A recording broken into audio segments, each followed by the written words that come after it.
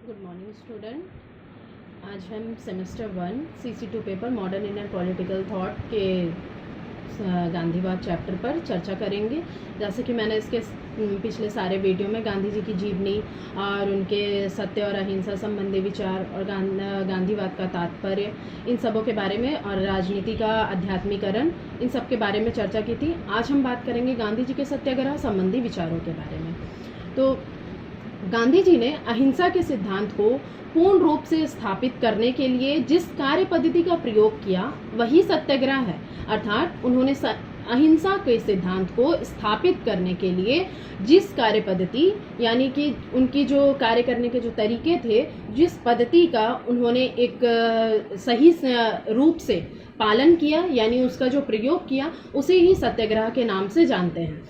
इसका जो नाम और मौलिक सिद्धांतों का जो विकास है वो दक्षिण अफ्रीका में किया गया, क्योंकि वहाँ की सरकार गोरे और कालों के बीच में जो भेदभाव कर रही थी और भारतीयों के साथ जो अन्यायपूर्ण व्यवहार हो रहा था, क्योंकि वहाँ की सरकार गोरी थी और जो भारतीयों का रंग था वो सांवला था या जो काला था, उनके आधार पर भारतीयों के साथ में अन्यायपूर्ण व्यवहार किया जा रहा था और भारतीयों के लिए अन्यायपूर्ण कानूनों को पास किया जा रहा था। और गांधी जी ने इसी अन्याय का प्रतिरोध करने का निश्चय किया, और वो भी उन्होंने अहिंसात्मक रूप से ही इसका निश्चय किया कि वे इस अन्याय का प्रतिरोध करेंगे। और उस समय इस आंदोलन को निष्क्रिय प्रतिरोध अर्थात पैसिव रेसिस्टेंस के नाम मतलब इसका नाम दिया गया। पर गांधी जी को यह नाम पसंद नहीं आया, क्योंकि इस नाम में अंग्रेजी शब्द था जो कि भारतीयों को समझ में नहीं आता था, और बाद में इसमें दूसरा भी यह था कि इसमें गांधी जी के विचारों का पूर्ण रूप से समावेश नहीं था। तो इस कारण से उन्हें यह शब्द बिल्कुल पसंद नहीं आया, और बाद में मदन लाल गांधी ने इसे सदाग्रह का नाम दिया। इसका मतलब था कि अच्छे काम में निष्ठा। गांधी जी को यह पसंद तो आया, परंतु उन्हें इस नाम से पूर्ण रूप से संतुष्टि नहीं हुई, और लास्ट में उन्होंने इसमें थोड़ा संशोधन करके इसे सत्याग्रह का नाम दिया। सत्याग्रह का क्या अर्थ है? सत्याग्रह का अभिप्राय है सत्य के लिए आग्रह करना। इसका आधार है सत्य से उत्पन्न होने वाले प्रेम तथा अहिंसा की शक्ति। यह आत्मा की शक्ति है। यह शारीरिक बल और शस्त्र की जो शक्ति होती है उससे पूर्ण रूप से अलग है। सत्याग्रह का जो सिद्धांत है यही है कि सत्य की ही जीत होती है। सत्याग्रह का दार्शनिक आधार क्या है? सत्याग्रह का मतलब है कि सत्य के आधार पर अत्याचारी का प्रतिरोध करना, यानी जो अत्याचारी है उसका प्रतिरोध करने के लिए सत्य का सहारा लेना, उसके सामने सर नहीं झुकाना, उसकी बात को नहीं मानना। जब लोग डर के मारे या डर से उसके सामने घुटने टेक दे, लेकिन जब लोग यह निश्चय कर ले कि सामने वाला चाहे जो भी कर ले, हम उनकी आज्ञा का पालन नहीं करेंगे, और उस जो सामने वाला अत्याचारी है चाहे उसे मरवा दे या उसे अपनी जान भी देने की, यानी कि जो अत्याचारी जिस पर अत्याचार कर रहा है उसे यदि अपनी जान भी देने की जरूरत हो तो भी वह अपने जान देने को तैयार हो जाए, पर वह अत्याचारी की बात को नहीं माने। जब उस अत्याचारी को लगेगा कि उसके इतने प्रताड़ित करने पर भी सामने वाला व्यक्ति से वह अपनी इच्छा को नहीं मनवा सकता है, और ऐसा करने पर भी उसे लगता है कि उसके अत्याचार करने पर भी वह सामने वाला आदमी झुकने के लिए तैयार नहीं होता है, तब अत्याचारी को लगता है कि उसका जो यह प्रयत्न है वह बेकार है और वह उसे छोड़ देता है। और जब वह अत्याचारी देखता है कि सत्याग्रही जो मतलब जिस पर वो अत्याचार कर रहा है, अत्याचार सहन करने वाला खुशी खुशी ये सब झेल रहा है, तो उसके मन में भी इस सब का प्रभाव पड़ता है और उसमें भी मनुष्यता जागती है, और बाद में एक ऐसी स्थिति आ जाती है कि अत्याचारी की आंखें खुल जाती है और उसे पश्चाताप होता है, और अंत में सत्याग्रही की ही विजय होती है, क्योंकि अत्याचारी जो है वो अत्याचार करना छोड़ देता है।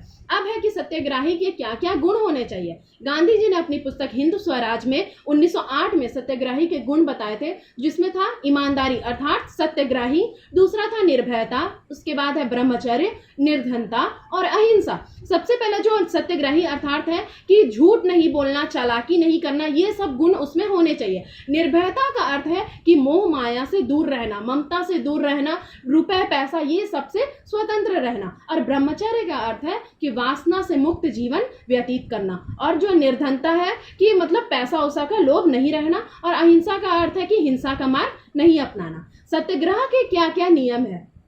सत्याग्रही जो है वो गुस्से वाला नहीं होना चाहिए। यदि अपने गुस्से को सहन करने वाला, उसे अपने गुस्से को सहन करने वाला होना चाहिए। यदि विरोधी उसका प्रतिरोध करे तो बदले की भावना से वह उसके ऊपर हाथ नहीं उठाएगा, उसे ऐसी प्रवृत्ति वाला भी होना चाहिए। यदि कोई अधिकारी सत्याग्रही की संपत्ति जब्त करना चाहे तो वह उसका प्रतिकार नहीं करेगा, वह उसे सरकार को दे देगा और अहिंसा के विरुद्ध वो कोई भी काम नहीं करेगा, यानी वो हिंसक मार्ग बिल्कुल नहीं अपनाएगा। यदि इस संघर्ष में कोई अधिकारी का अपमान करता है या उस पर हमला करता है तो सविनय आज्ञा भंगकारी जो है अपने प्राणों की रक्षा, मतलब अपने प्राणों को संकट में डालकर उस अधिकारी के प्राणों की रक्षा करेगा। तो अब है कि सत्याग्रही के क्या क्या रूप है, सत्याग्रह के क्या क्या रूप है। सत्याग्रह के विभिन्न रूप है, जिसमें गांधी जी ने सबसे पहले असहयोग आंदोलन को बताया।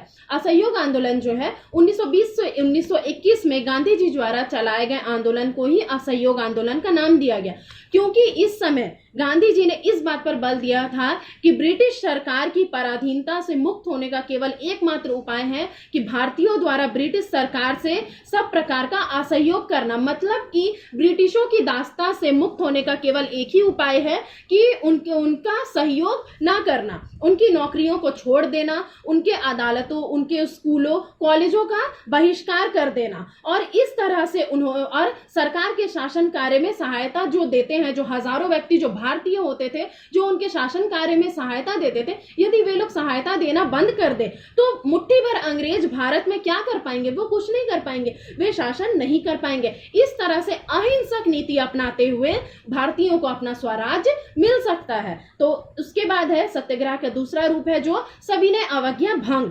गांधी जी का दूसरा आंदोलन 1930 से 1931 में सविनय आज्ञा भंग का था। जब ब्रिटिश सरकार ने कांग्रेस के प्रस्ताव के अनुसार भारत को पूर्ण स्वराज देने से मना कर दिया तो गांधी जी ने ब्रिटिश सरकार के अन्यायपूर्ण कानूनों की अवहेलना यानी उसका विरोध करने के लिए सविनय आज्ञा भंग आंदोलन चलाया। ये ब्रिटिश सरकार द्वारा नमक पर जो कर लगाया गया था वो गरीबों के लिए बहुत ही अन्यायपूर्ण समझते थे गांधी जी, और गांधी जी ने भारतीयों से ब्रिटिश सरकार के ऐसे कानूनों को तोड़ने को कहा और स्वयं गुजरात में समुद्र तट पर स्थित दांडी नामक स्थित स्थान पर नमक कानून के लिए अहमदाबाद से पैदल प्रस्थान किया। यानी उन्होंने नमक कानून तोड़ने के लिए समुद्र तट पर स्थित दांडी नामक स्थान पर अहमदाबाद से पैदल चलकर वहां जाकर नमक कानून तोड़ने का उन्होंने प्रयास किया। उसके बाद तीसरा है कि व्यक्तिगत सत्याग्रह।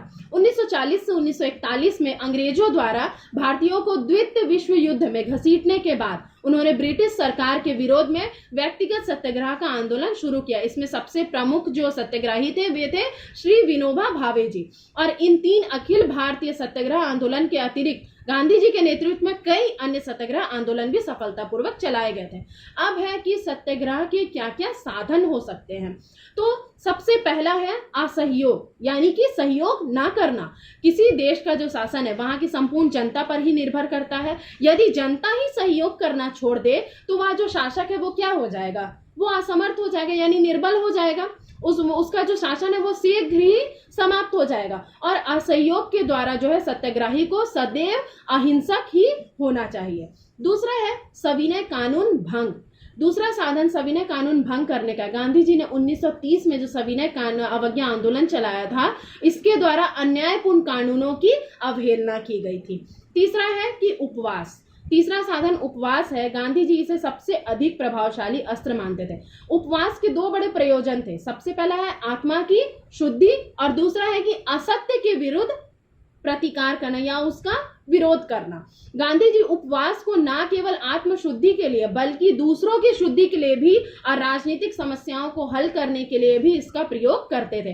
गांधी जी ने अपने उपवासों में अस्पृश्यता और हिंदू मुस्लिम एकता की समस्याओं को भी सराहनीय समाधान किया। यानी उपवास के द्वारा उन्होंने जो रंग भेद जो होता है या छुआछूत उनका भी समाधान किया, और हिंदू मुस्लिम की जो एकता की जो समस्या थी, जो उन लोगों में हमेशा टकराव होता था, उन लोगों के बीच जो ईर्ष्या की जो भावना रहती थी उसका भी उन्होंने समाधान किया।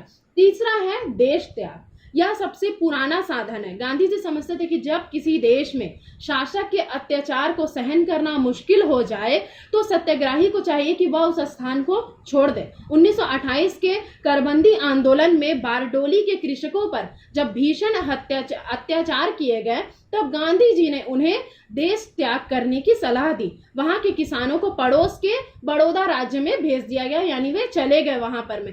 तो उन्होंने यही कहा कि जब कि कहीं पर में अत्याचार को सहन करना मुश्किल हो जाए तो उस समय उस जगह को छोड़ देना चाहिए। उसके बाद है धरना।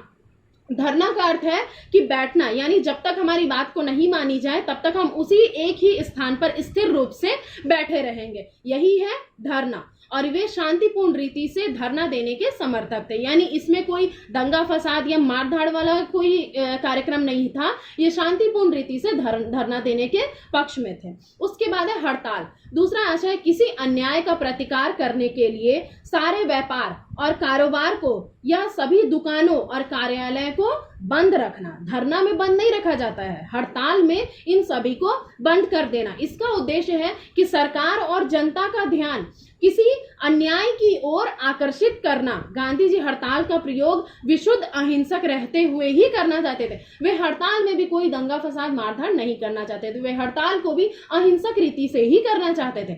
उसके बाद है सत्याग्रह का 7वां पॉइंट, सामाजिक बहिष्कार। यदि कोई व्यक्ति समाज का बुरा समझा जाने वाला काम करता, समाज द्वारा जिस काम को बुरा समझा जाता है, यदि वह उस काम को करता है तो उसे समाज के द्वारा सामाजिक संपर्क से दूर रखा जाए, यानी उसे दरकिनार कर दिया जाता है अपनी जाति समुदाय से, और उसके साथ में कोई सामाजिक संपर्क नहीं रखता है। दूसरे शब्दों में यानी कि उसका हुक्का पानी बंद कर दिया जाता है। मनुष्य एक सामाजिक प्राणी है, उस पर उसका प्रबल प्रभाव पड़ता है क्योंकि उसे उस समाज में ही रहना है। यदि उसका उस समाज वालों के साथ में संपर्क ही बंद हो जाए तो फिर वो रहेगा कहाँ, किसके साथ वो रहेगा, किसके साथ वो संपर्क स्थापित करेगा, अपना जीविका यापन वो कैसे करेगा। तो इस कारण उसका समाज का उस पर प्रबल प्रभाव पड़ता है और वह समाज विरोधी कार्य करने के लिए बाध्य हो जाता है।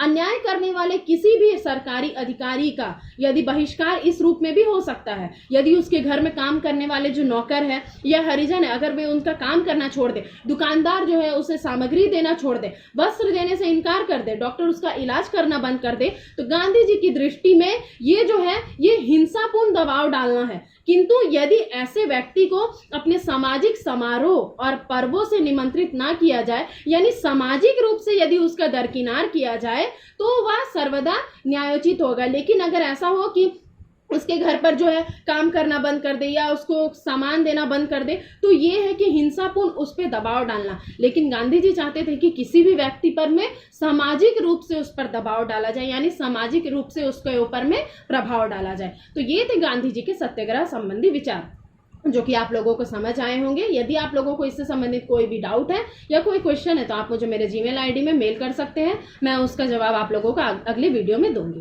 Thank you.